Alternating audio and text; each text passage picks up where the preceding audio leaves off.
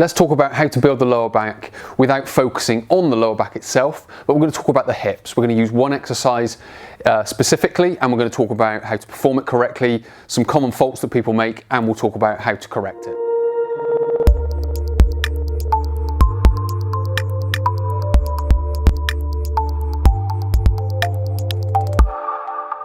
The exercise that we're going to be talking about is what I describe as the lateral step, so we're going to be stepping sideways.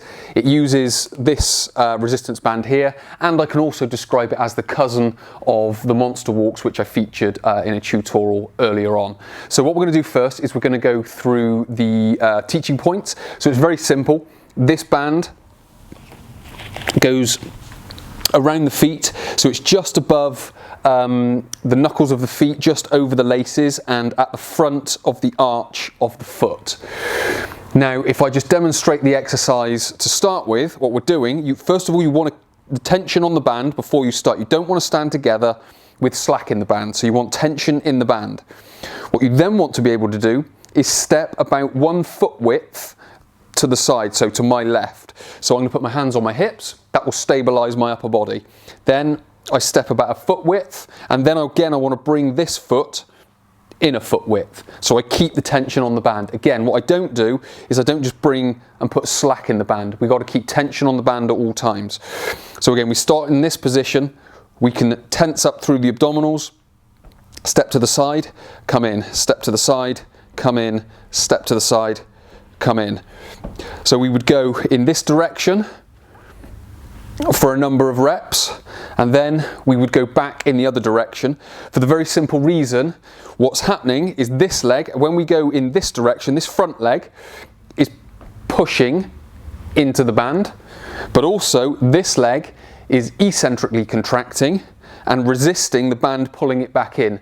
So we step that way. So what we want to be able to do is get both contractions in both hips, which is why we go in both directions. So we would then do obviously repeat the same amount of reps, going back in the other direction, back to the start point where we started. So again, just to cover all those teaching points again, we've got the band around the laces and at the front of the arch. That puts a decent lever at the ankle and also from the hips. We keep tension on the band at all times. When we step with the front leg, we concentrically contract at the hip. When we lift the back leg, we eccentrically contract at the other hip.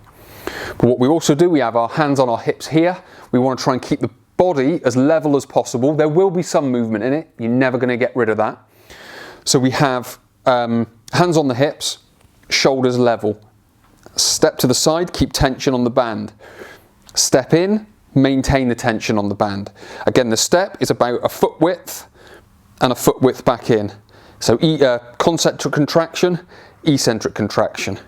Concentric contraction, eccentric contraction.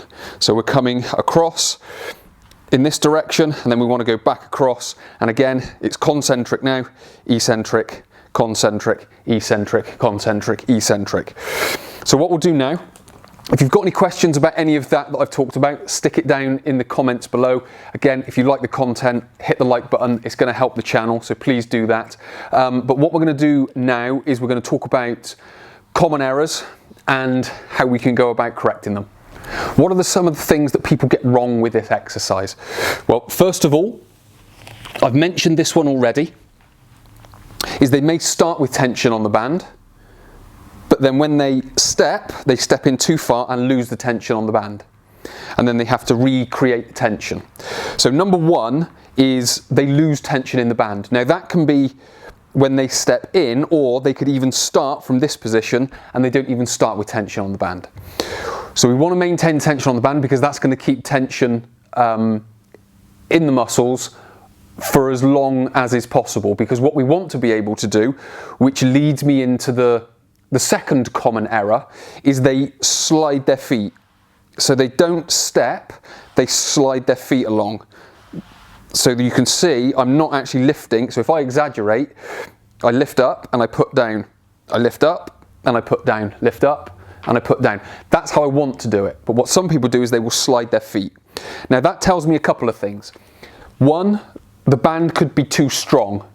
and when they lift, they aren't able to control it. So when they lift, it shoots their leg in because the leg's not strong enough or the hip's not strong enough. So what we want to be able to do is make sure we've got the correct band. Also, we want to make sure we haven't got too much tension on the band. So if we're going too wide and we've got a lot more tension on the band, that's going to cause a lot more of a problem. So what we want to be able to do is get, first of all, the right tension in the band. Now, these come as a set. This is the strongest, and then it's red, yellow, blue and green. So green's the lightest, black is the strongest. That's certainly in this pack of resistance bands.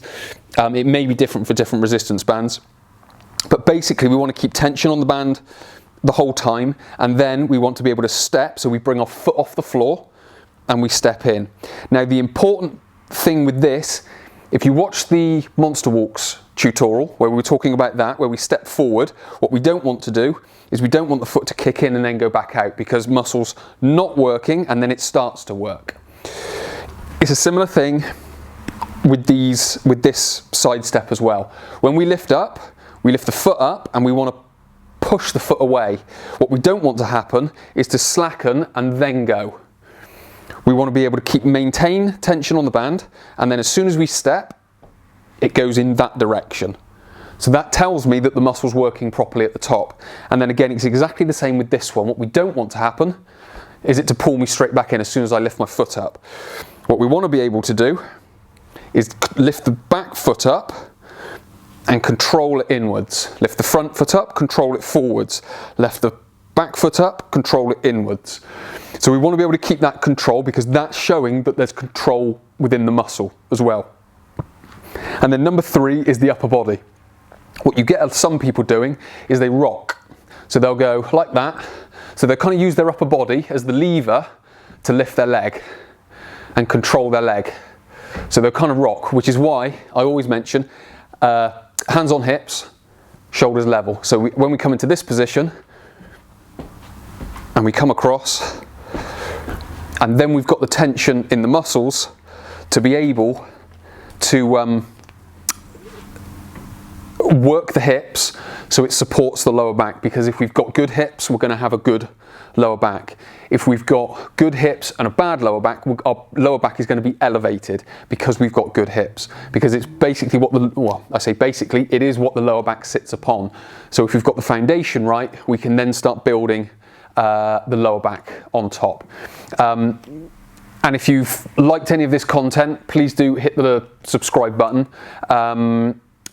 Hit the bell icon, then you'll get notified when I release some more. As I've mentioned before, if you've liked the content, please do hit the like button, and again, it will help the channel and move it forward.